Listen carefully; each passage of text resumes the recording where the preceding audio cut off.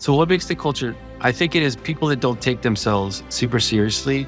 So I think there's a humility. I think that's an important part of the culture. I think we're doing great things. I think we are winning the market, but we don't feel like we need to boast about it as much as some people might. I think there's a desire to win. I think there's a competitive streak that exists throughout the organization in a healthy way, but really win the right way. Welcome back to the Dental Economist Show with me, Mike Huffaker. Today, we're thrilled to have Eric Giesecke join us. Eric is the visionary CEO of Planet DDS, a leader in cloud-based dental software solutions. Under his leadership, Planet DDS has become synonymous with innovation and efficiency, providing cutting-edge tools that streamline operations and enhance patient care for thousands of dental practices across the country. His strategic foresight and dedication to technology adoption have positioned Planet DDS at the vanguard of the dental software industry, transforming how dental professionals leverage technology to grow their practices and improve patient outcomes. Eric's insights into the future of dental technology are shaping the next generation of dental practice management. Welcome to the show, Eric. How are you doing today? I'm doing great. Super thrilled to be here. I'm thrilled to have you here. For those that don't know, Eric is also my boss. He's not being paid to do this, and he volunteered, and I'm really looking forward to the conversation. I actually would like to learn a few things about you that I don't know after working with you for 5 years.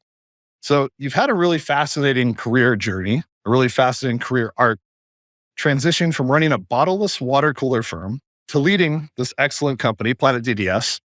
Tell me a little bit more about what a bottleless water cooler firm is, what you did, and what the story of that business is. I don't think I've actually ever heard it.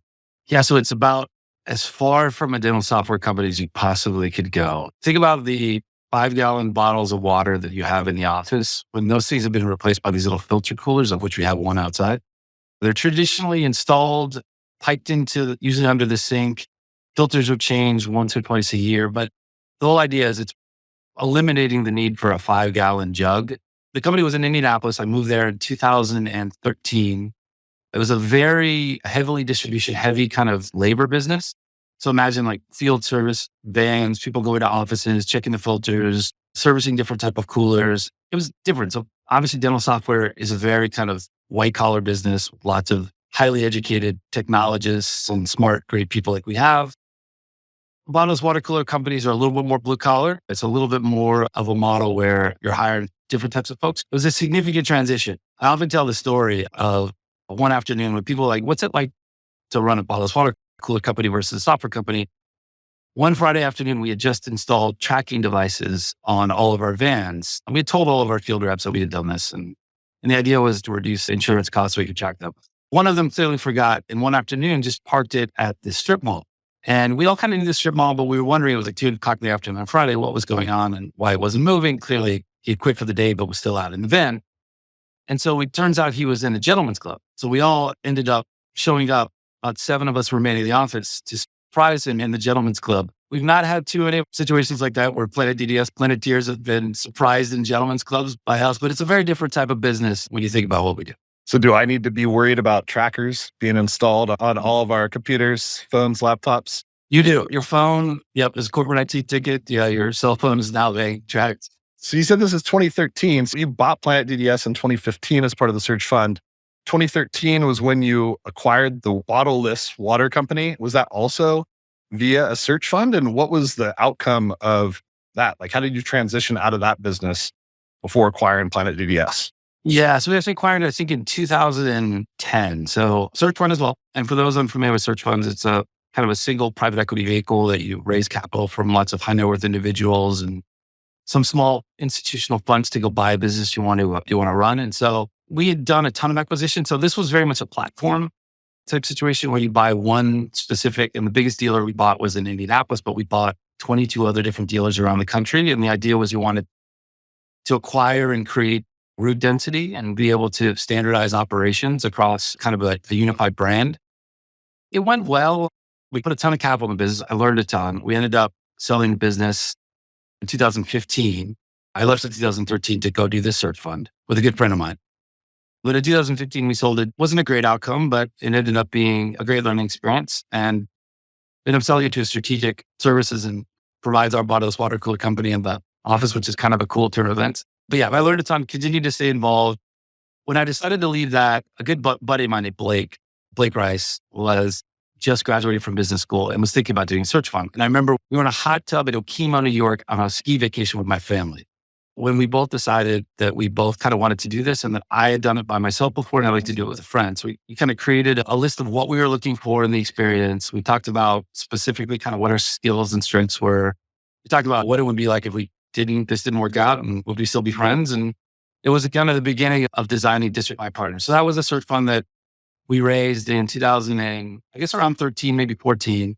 We acquired Planet DDS in 2015. And 9 years later, yeah, still doing it, still wearing Giants hats, still wearing black shirts, looking good. It's probably the best I've ever seen you, actually. It's a good look. You should keep it up. You know me, I'm consistent with my outfits, Mike. This might be what I wear for the next 2 years. It'll be a rebranding. It's fine. I'll ditch the hat. You can own that now moving forward. So you acquired Planet DDS in 2015. You end up owning this relatively small dental software company based in Southern California that had been founded a decade before, really. There had been some kind of key wins already at that point. There were obviously a number of customers that were successful with the product. The team itself, I think I've heard you say in the 20s? Yeah, 25, 30 probably total, yep. You and Blake, you show up. You now own this business. You've never been in dental before. You came from tracking trucks down to gentlemen clubs in the afternoon. And you're like, now we're going to be software guys. What was the biggest maybe learning curve for you? Was it the dental space? Was it the SaaS space? Was it tech? Was it because you had so many different areas that you needed to learn all of it? What was the biggest challenge? I think technology was the biggest. So I remember when we were first introduced to the business and somebody had brought up the term tech stack. I remember Blake kind of disappeared and started Googling tech stack because neither of us knew what that was. So I think dental is surprisingly complex. As lots of vernacular, lots of things. Insurance it's all kind of animal, and there are lots of different, obviously, clinical and medical or dental type procedures that you need to be familiar with. But I think for us, it was definitely the tech piece. When you join, a software company and you're kind of not a software person and everyone else is, it's hard. It's hard for, you don't speak the language. It's hard for you to it's scary in some ways so there's so much institutional knowledge, not only from the customer product, but technology side that you don't have. You have to enter that situation with a tremendous amount of humility. You have to listen, you have to learn, you have to be curious, you have to trust. And so you have to build relationships to build that trust. So I would say both, but for me, the technology, because we are obviously mission critical software, as you know, better than anyone else. So dental groups and dental offices rely on us to do so much in their practice that, if the software isn't performing, that's a big problem. And so you're so beholden to people that not understanding the word tech stack that you can't really make an impact or fix things because you really don't understand anything for a while. So the technology was probably harder. Dental took longer to probably learn fully. And I wouldn't say I still probably completely understand all aspects of it, but the technology was the steepest learning curve. It's the thing we had to get smart about quickest. So about the same time Blake was running into an office and Googling tech stack, I was at my house Googling SaaS, roughly the same time period that I decided to get into technology as well. And I can totally appreciate everything you're saying. It is a different world. You mentioned that when you and Blake decided to buy the business, you kind of had that conversation. Are we still going to like each other if it doesn't work out? Obviously, it worked out. However, in the period of time, 2015 to 2019, while you guys were building the business before the Level Equity acquisition, was there any time when you were thinking like, maybe I'm not going to like this guy after this is all said and done? Do you have any like real tense, like kind of panic moments where you thought that it just wasn't going to work out? No, looking back, I think even the roles that we played, of which I think were critical to define, I think were super important and sometimes a cause of tension between us. Because I think you have two type A individuals, good friends who really want to do this to drive impact, obviously be involved. And sometimes, although we agreed on most things, there were very few times we didn't. I think there was getting into a groove a little bit about who was doing what. And he was mostly doing a lot of the outside stuff. So he was massively, successful with bringing on new DSOs we'd never brought on. And I was doing more of the operational piece, which helps. But yeah, there were times when we would probably question kind of what like some of the decisions we were making in ways that made for some uncomfortable lunches. But over time, we really learned, I think, how to work together in ways and trust each other and built that relationship with the investors and the board in a way that was helpful. And our friendship changed. Of course, I think it does when you work with somebody for 4 years in any ways, but we're still super close friends. I saw him just maybe a month ago. He's doing great.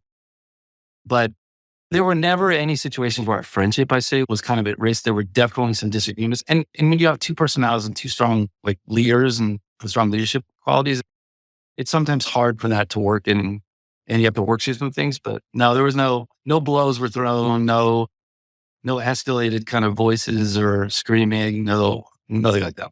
So it's become, I think, pretty clear now that Planet DDS is winning a lot of the DSO market, the multi-location group market. There's been some really fantastic traction in that space. We've got some really incredible customers that we have the honor and privilege of serving. At what point in those first few years did you recognize that it was going to be really important to sell to these multi-location groups? And you had told me a story about potentially not being able to sell to larger groups based off of an agreement that had taken place before with a licensing agreement. That to me sounded like it might have been a scary moment post you buying the business. Can you kind of talk a little bit about both those things? So our largest customer was Northeast Dental Management, which had 65 locations. Craig Abronowitz, who is a friend and someone that I've always kind of looked up to and has taught us a ton about the business. And here were Blake and I, who knew nothing about dental and really nothing about software, kind of taking a leap of faith that the software application and the company we were buying, great people and a great platform, was really going to work in a multi-location setting. Because our entire investment thesis was very much around the industry shifting to the cloud, it's consolidating, and we are positioned as the product best suited to solve both of those or take advantage of both those trends. And so I remember we called Craig during the diligence process, and the founder, Rich, was great about opening kind of all the customers up for us to talk to them and super trusting. We met all the employees in the event, some of whom I'm glad to say are still here. And I remember Craig saying, you have to buy this company because basically we never would scale from 5 locations to 65 without the software, the people, the processes that the software had kind of implemented. And so when we heard that, we knew that the product would work. We knew the team was dedicated. Every company goes through different kind of series of professionalization and maturation. We definitely needed some of that stuff and it was clear. But like the two most important things, product market fit, good dedicated team, good culture, all of that stuff was apparent. So at that point, we knew the product was great. About 6 months later, Northeast Dental Management was bought by DCA. And Dental Care Alliance was, at that time, probably 300 locations or maybe 250 locations, buying as our largest customer, which was probably about 15% of our revenue. And so we, of course, were like, oh no, they're going to convert to what they're using because they're obviously much bigger and one of the largest DSOs. And so we were able at that point to go through a very dedicated sales process. Blake led it, did a brilliant job, used Che, a lot of other people internally to kind of walk through that process. And they selected us, which was awesome. So we were able to, clearly our largest customer today on the Denticon side, but it also taught us that we have the ability not only to, hear from Craig, which we're very appreciative of his insight about going from 5 to 65, but that a larger organization evaluated us and shows us our product and our company to serve them. That was probably the pivotal moment that I knew that most importantly, the product is good enough, obviously can be improved, but good enough and the only one at that time probably that could serve a large DSO. And so that's kind of that was a no crap moment. We were like, oh man, we bought this business. We have to tell our investors that, 10 to 15% of our revenue is going away. But thankfully we were able to kind of work through. Yeah. So you look back at those times and shortly after you acquired the business, 2015, I would imagine a few hundred offices using the software at that point. Fast forward 10 years, 12,000 practices across the country using some product from Planet DDS, 350-ish employees now from the 25, 30 that were there a decade ago. Did at any point when you were embarking upon your search fund search, or when you had found Planet DDS, did you think that it had the potential to become what it is today? I think it had the potential to be something special because it was a good product in a market that was accelerating towards needing a product that looked like it. So I didn't know that we or the company would end up so quickly growing to where we are today. But I knew that we had the opportunity because we had such a head start at that point, product wise, because we were really, I think I was super prescient by Che and Rich and other folks to design a product for where the industry was going. Maybe a little bit earlier than probably the industry, but the industry caught up and we were lucky enough to have the product when the industry started really moving in that direction. So, I mean, I never thought, I never thought I would be the CEO of a company of 350 people. If you asked me that, we're 25 people, I'd probably say, right, I have to shave and dress better and do some other things and maybe be a little bit more presentable. But it definitely, it's been fun. It's really just been so much fun these past 9 years. And, last night we did something called the Connies, which is the first time we've done like an award ceremony, kind of similar to the Dundies within the product and engineering team. And they were, gracious enough to invite me. And it was really cool to see some of the people and listen to some of the newer people who had come through acquisition or joined the company more recently, with a couple of drinks, stand up there and say, this is a special culture and everybody's really supportive and everybody cares. That's a hard thing to maintain, I think, when you go from 25 to 350. And I think that's the coolest thing of what we've done. And that's the thing I hope we never lose. We'll continue to scale, we'll grow. I think we'll continue to be successful. Obviously, you and I both believe that when you lose that connectivity or that engagement or that sense of like true culture, I think you end up losing some of what made you great. That was really cool to see. Even a lot of people I didn't really know or gotten to know, to see them go up on stage, accept their award for lots of different like joking things. I got best dressed, as I should. But to see people actually thank people and say, look, it's great. I've only been here 6 months, but this is a really cool culture and a really cool thing that we're building. Let's talk about that a little bit more, because I think it's been super important to you as long as I've known you. And while over the last 5 years that I've been around, I know that there's been even more focus probably in defining what the culture is. There was always a unique kind of special culture. I think you had the ability to articulate what it was better than most. You always place that emphasis on fun. It's got to be something that we enjoy doing. And I remember some of our initial one-on-ones, you're like, are you having fun? I'm like, oh, that's a question that's not often asked at the workplace, but cool. Yeah. Yes, I am. So when you think about the culture of Planet DDS, what makes it unique? Maybe you can go into a little bit more detail and also share, as we do scale, as the company continues to get larger, what are some of the things that you need to do to protect that culture? Yeah, that's a great question. So what makes the culture? I think it is people that don't take themselves super seriously. So I think there's a humility. I think that's an important part of the culture. I think we're doing great things. I think we are winning the market, but we don't feel like we need to boast about it as much as some people might. I think there's a desire to win. I think there's a competitive streak that exists throughout the organization in a healthy way, but really win the right way. I know I've said that a couple of times. It's like you can go out and win at all costs. You can represent yourself and your software as something you don't do. I think we have the most probably high integrity sales team of any sales team I've ever seen. Credit to you for building that. And I think people generally like each other. I mean, it's odd in a company like this, and you can kind of see people come in and how they fit in. In the situations where we had people that have left and haven't fit in, they kind of self-select out because they're not really, not that they're not fun and they don't like fun, but they're not competitive. They're not as excited about the build as you and I are. And I think that really defines the culture. And I mean, the other thing a couple of people have said, it's nobody's mailing it in. Everyone's willing to take a phone call. Another thing I heard last night is everybody's just available to help and super warm and welcoming for people. And I felt like everyone was the same way when I joined. And I think that's something that's persisted. How do you maintain that? I think that's a really good question. I think you hire great people. I think you hire great people in leadership positions that value that, because I knew everybody when we were 25, 30 people. Now I don't know everybody at the company. I haven't met everybody at the company personally. And so finding people that reflect those values in the leadership team, executive team, all the way down, like that's really critical. And you find people that not only value that through the hiring process, which I think is critical, but hard. You continuously probe and evaluate and test that through conversations you have with people. And it's not like the skip level one-on-ones that you have, but it's like when you grab somebody to happy hour and you're like, hey, how's it going? You having a good time? Like same question I maybe asked you about having fun. And you can sense in those conversations the people who are really bought into what we're doing, really enjoy being here, and are just real kind of like our people in that way. Yeah. You mentioned people being available and willing to help. Nobody hides. Like when things hit the fan, if you will, which bound to happen occasionally, everyone is front and center. they're all willing to take the calls and jump in and have the conversations and meet with the appropriate customers. 5 o'clock in the morning, 11 o'clock at night. I mean, how many Teams chats have we been on at 10:30 and there's 15 people on there all trying to solve a problem?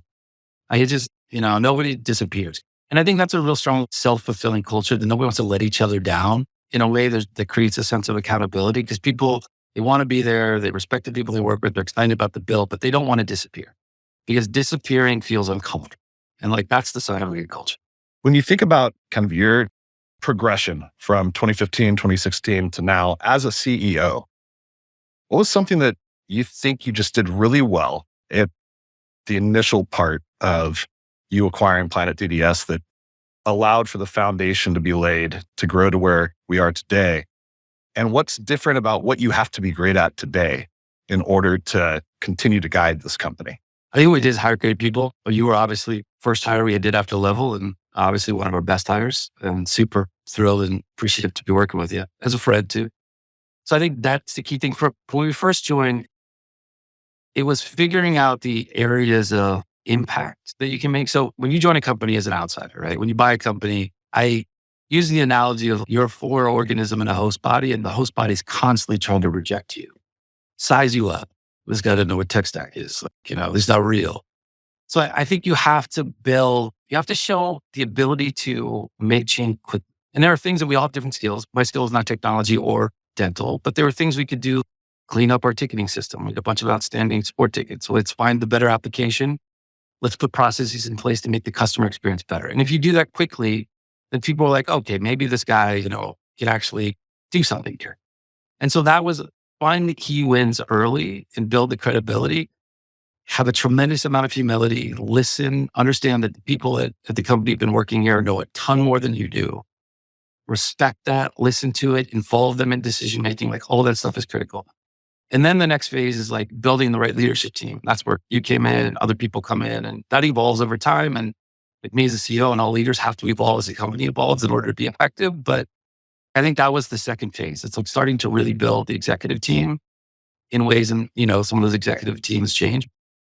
But I think that's the next phase that you do. Now, we're starting to get to a point where a CEO's job becomes more around strategy, becomes more around communication, alignment. So it was where this is an interesting thing for me to think about as I grow and where my strengths are. It's digging in, doing the analysis, getting stuff done versus giving up some of the control, delegating to great people, letting them execute, trusting them, which I think in certain cases I've been great at. Other cases I probably need to be better at. That becomes more important the bigger the company becomes. You are the cultural flag bearer, you are the person but you're also the cheerleader. You're also the supporting person. You're the articulator of the vision. That is a much different skill set as the company grows. And then you become if you're a huge company, then you become the person who's, almost a personage in some ways. You're not nobody really knows you, but they know you by reputation. And that's a different even level of skill that I think is as a CEO, you have to evolve to. But we're kind of in that phase now where that's something that I'm focused on. You have a degree in mechanical engineering, right? So I just had a podcast episode with one of our customers, the CEO of My Orthodontist, Demi Pagis, and he also has a degree in mechanical engineering. And then he went and he got his MBA. Did you always know that you wanted to go into business, but you just were interested in engineering when you entered college or university? Or was there a shift at some point where you recognized this is not the path that I want to take? So I knew so we come from a family of engineers and my dad's a nuclear engineer. And so he basically bribed all of his children to get an engineering degree with a car that none of us got. So we all kind of were not super creative and all got engineering. Was it a specific type of car? No, I actually ended up getting a $500 hand-me-down Toyota Tercel, which was 20 years old from my sister. So technically, I guess I did have a car. So she got the car and then the car just got handed down. The car got handed out. But the promise was a new car. But when I remember driving back from school a couple of times, whatever the spark plug or whatever it is in there, that would actually shoot out and it would create someone a shotgun would come and the car was not a safe vehicle. My dad was right. I mean, I think looking back, he knew that you get an education in the hearts of her in applied sciences like engineering. It teaches you not thermodynamics and fluid mechanics and chemistry and all that stuff, but it teaches you how to think. And it teaches you how to take a limited amount of information, absorb it, analyze it, and draw a conclusion. that is a really interesting skill set and useful skill set that you can apply to anything. I never actually did it. After undergraduate, went into construction, did some project management, at which time I really enjoyed some of the business aspects of things. And I had some ownership of some projects that I really enjoyed. And it kind of made me think I might want to go back to business school. My girlfriend at the time was in business school. I visited her. She was having a ton of fun. I was like, okay, let's go to business school. But I knew after some experiences in my first and second job that I really enjoyed the ownership of entrepreneurship, of running something. And so it led me to look at opportunities to go to business school. In Planet DDS, there's a pretty broad demographic of employees. And I think it's part of what makes it such a great place to work. You have multiple generations, you have people from all different types of backgrounds. When you're managing, or like Eric as a manager, do you think about treating or approaching different generations in a different way? Or do you feel like you are the same across the board in your approach? I mean, we talked about leading for results, and then we got to that where you have to flex your style based on the motivation and ability of the person you're trying to lead or manage. I think there definitely, from a generational perspective, there's a difference. I think we've all probably seen it. I've worked with Gen X, Gen Z, whatever. There's definitely a need for more feedback, a need for more interaction, a need for them in that generation to feel like they belong to something and they're connected in ways that the work doesn't always just provide, in ways that I think the older generation, if we put ourselves in the older generation, now maybe me, maybe not you. I mean, I think the relationships that you build in those type of things, like we play hoops every Thursday with a lot of younger engineers here. I think that's fun. I enjoy it because it keeps me not in shape. You're on IR, aren't you? Didn't you get put on the injured report? Yeah, the ham is still, we might hoop today. We got a happy hour after this. We might get a little run in before the happy hour. But it is, I think that they enjoy it. We have a cool office. We have a brewery downstairs. We have a coffee shop. There's a basketball court right on campus. So like those things are important, I think, to that generation, because it's not just work. It's like work, particularly post-COVID, becomes a source of a lot of your social interaction. And I think that the younger generations really do value that. And you have to to have them feel engaged and excited about being here. You have to provide, or at least, if not provide the environment to allow that to foster naturally. I mean, I think I'm just me. Like probably I like some of the younger guys. It's fun to play basketball and talk smack, and all those things. So I think that's one, just given my personality, but I don't think you approach it. But I think the generations are very different in what motivates them. And I think you do have to be cognizant. Yeah. So you just spoke a little bit about how there's the need to feel like some attachment and be involved in something that is important, and that there is that connection to community. But we have multiple offices and we have a hybrid work environment. Why is that important to you in today's day and age? There are still many companies out there that are fully distributed, and there's many that are also fully back in the office. What's your perspective on what is gained or lost as a result of those workplace changes? I think it's hard to go from where we were to completely back in the office. If you do, like, you will pay a penalty around great people who are self-motivated and super accountable, that just don't want to sit in traffic. And I don't think that the world is necessary. But I do feel like, and this is unfortunate because we've hired people all over the country during COVID, like everyone did, and they can't come in an office. I think they're missing a connectivity to the culture. They're missing the event we did last night with the Connies. Like they're missing the basketball and the happy hour. There's an element, I think work has a couple of purposes, obviously monetary to be able to survive. You have the purpose in the work, but you have the connection to people that I think is what make cultures important and make people happy with work. And I think for those people that are fully or virtual, even people that I talked to last night who I don't get to see that often, they're missing that. One person, as an accepted speech, I can't remember who it was, thanked all the animals in his yard that visit him during the day. If he could come in the office a couple of days a week, there's no doubt in my mind he would. And I think that connectivity is important.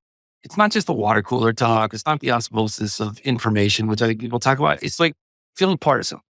To feel part of something, there's a need for human interaction that isn't solved by teams, isn't solved by, other types of technology. You have to spend time with people, I think. Yeah. I've been thinking about it more too. You can't replace the number of spontaneous engagements that you get with somebody throughout the day with teams remotely. It's just impossible because teams remotely is scheduled. Everything is scheduled. And so it's not even necessarily water cooler talk. It's, I had this idea. I wanted to go run this by Che. I think this is cool. I give up on that notion if Che's not 2 offices down. And then maybe a great idea never gets spawned because It's not worth scheduling the appointment, finding the time, looking at the calendars. And so I think that there's a huge element of that becomes really beneficial when you're in a workplace with your colleagues. And I think a lot of people are feeling that too. Maybe I'm just selling it to myself still. No, I think you're right. I think the most pushback you've seen from people is when there's a 5-day return to work policy and some areas about that. Most people that have, I mean, we've gone kind of, obviously in the policy is with the union certain radius, you have to come in 2 days a week. I think there were some grumblings initially. There might still be some grumblings I just don't hear about from some people, but I think most people have appreciated it. You can't force people to be on a schedule. Lives have changed. You can't force people to sit in traffic for an hour, 2 hours a day, back and forth. Like we figured out a way to work remotely, fully during a period of COVID. We can figure out a way to give some flexibility. So look, it's towards the end of 2024. Interest rates finally for the first time just got dropped, just were reduced a bit. Here's the dental economist in me coming out with my questions for you. But when you're looking at just kind of a high level of the industry, the Planet DDS business, however you want to frame it, and you pull out your crystal ball and make a prognosis for what you think is going to be happening over the next 12 to 18 months, what people are going to be focusing on, and how the industry is going to be evolving as a result. Like, what do you think are the things that are the levers that are going to be pulled here? I think interest rates will drop. I think acquisitions will resume. I think there are enough financial sponsors or private equity funds that are committed. And I think more and more are showing interest in committing that their platform approach is going to require them to grow. And in an industry where you have 150,000 dentists, you're not going to suddenly have 180,000 dental offices because the population grows at a certain rate. The only way to kind of do that is fundamentally through either being more efficient and same-store growth, which we hear all the time right now, or it's acquire and grow platforms. And I think that will start to pick up again. I think we're starting to see a little bit more of a tipping point when it comes to acceleration to cloud. You and I mentioned this before we were talking. We were having conversations where it felt like people would come to us whenever they had done a lot of research and soul searching around, maybe I need to book to a cloud solution. Now it feels like there's a little bit more of an opportunity where people are willing to listen to us about the benefits of being in the cloud, which suggests to me like there's a little bit more of a timetable and need to get to. I think enough people have lived in the situation where they have, we're just going to do 4 or 5 PMS and solutions. And then at the end of the day, you realize how hard that is to grow and maintain. And training, centralized, all the things we talk about so much that I think that's starting to flip a little bit more. And people are starting to realize that being on one solution, although hard, and we're working very hard to make it less hard, is like a really good place to be from a growth, operational, and profitability standpoint. I think that's going to continue to accelerate. I think, it's interesting. I think you're going to start to see more experimentation around different healthcare delivery models. Obviously, Pacific Dental Service is doing something very interesting. I think other large DSS will probably take a look at that and decide whether or not they want to move into other specialties outside of dental. Walmart, I think, is picking back up and trying that again, it sounds like. So I think we'll see some evolution in that as well. Hopefully, I think AI is going to continue to be super interesting. Obviously, lots of people we know raised a ton of capital and are talking about some really interesting things. And us as the system of record or practice management software, I think can help deliver some of the results of that in ways that people will adopt more quickly. And so I think that'll be a trend you'll continue to see evolve and become more standardized as opposed to, hey, what is AI? And let me try it out. And this is cool. And I think as more patients start to be used to AI, it's going to potentially over time be part of a traditional patient experience, in which case AI might have to exist for objectivity to be perceived. And then it might be more of, hey, everyone's going to have AI. There's a lot of interesting things happening there. But I think we've seen it's not a recession-proof industry. Definitely there's been some rationalization happening in the industry in the last 2 years, like people closing lighter performing offices, people not being as acquisitive because capital is not as cheap. But most of our customers seem to be doing fairly well and continuing to grow and continue to try to find ways to platform to grow. So I think there are bright days ahead for dental. What do you think about, you said that you think M&A will pick up again. Do you think we'll see more of the larger groups or mid-size, mid-market groups, 20 to 50 to 100, acquiring another 20 to 50 to 100? Because it seems like a lot of the M&A that was taking place previously, there was a couple of those big transactions that happened when Smile Brands acquired Midwest, when Sunrava, with Western acquired Mid-Atlantic. Like those were big organizations acquiring other large organizations. Prior to that, it felt that it was predominantly like, hey, we have a group of 5 or 10 under LOI. you think you'll see like larger merging of bigger groups, or do you think it will continue to be kind of add-on roll-up style over time? I think you'll see distressed purchases of large groups. It's harder with larger groups, I think, when interest rates are high because you have to, I mean, most of the smaller groups, you're benefiting from multiple expansion where you're buying at a certain multiple and your platform is traded at a certain multiple. So it's hard. As long as money is reasonably priced, you can do that and stack. When you start buying the larger platforms, you're having to pay a premium for them. And so I don't know if that's really going to happen until interest rates really drop a lot again. And there's a real desire to want to grow in that way. I don't know. But I do think the people that I talk to, our customers who are large, are always talking about bringing larger platforms on because I think that's an exciting way to grow. It's fun. Like you can, suddenly become 1,000 location DSO through a couple of strokes of a pen. But we haven't seen that happen as much as I thought, particularly even when interest rates were low. I think as interest rate drops again, you'll start to see more of that. There's a lot of capital right now in the market. There's a ton of private equity funds who have a desire to grow. They tell us this all the time. I just think cost of capital makes the hurdle that much higher. And probably the big DSOs who are well run and super profitable and growing, they're probably going to wait until, valuations change or improve again before thinking of combining with a larger platform. But that would be my guess.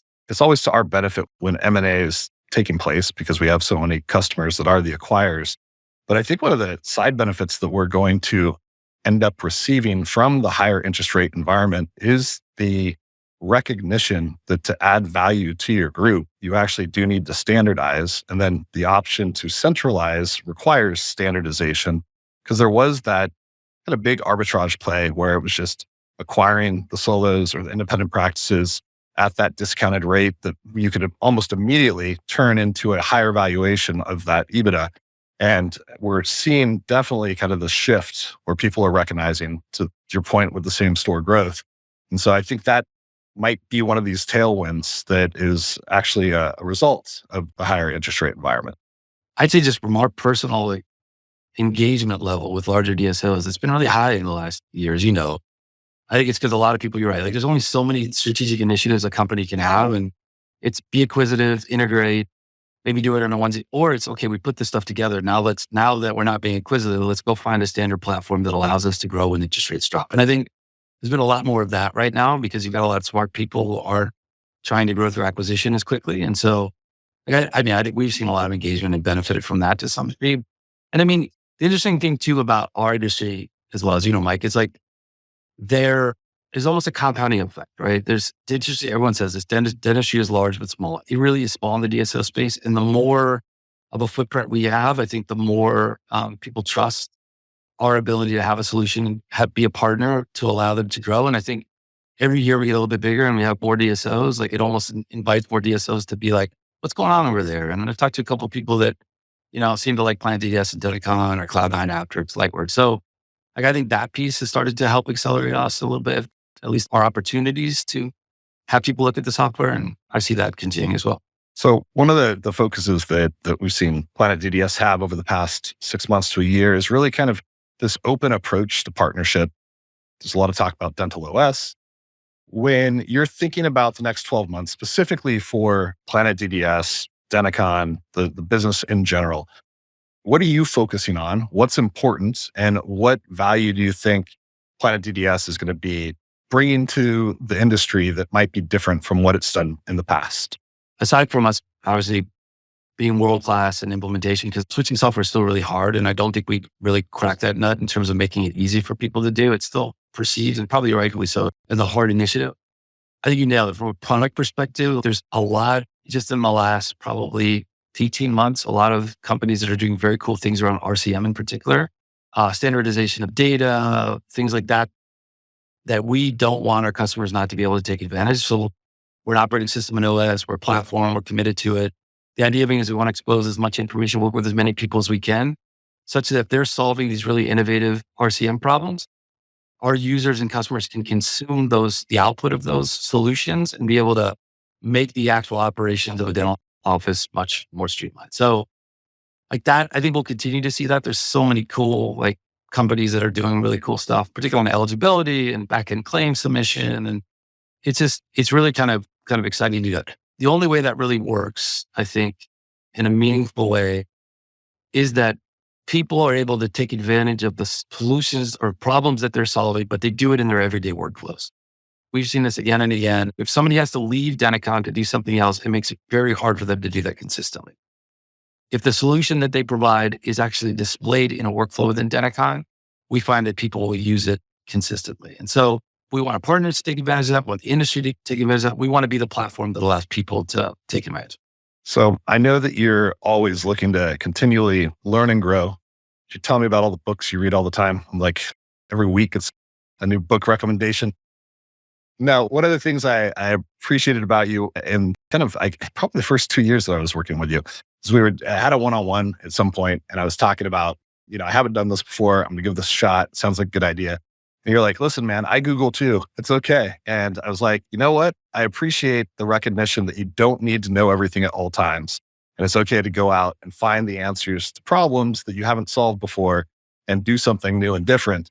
When you think about like your continued progression as a CEO, like where do you go to learn? Like how do you, find out about new things? And what's your approach there? Twitter. No, X, come on now.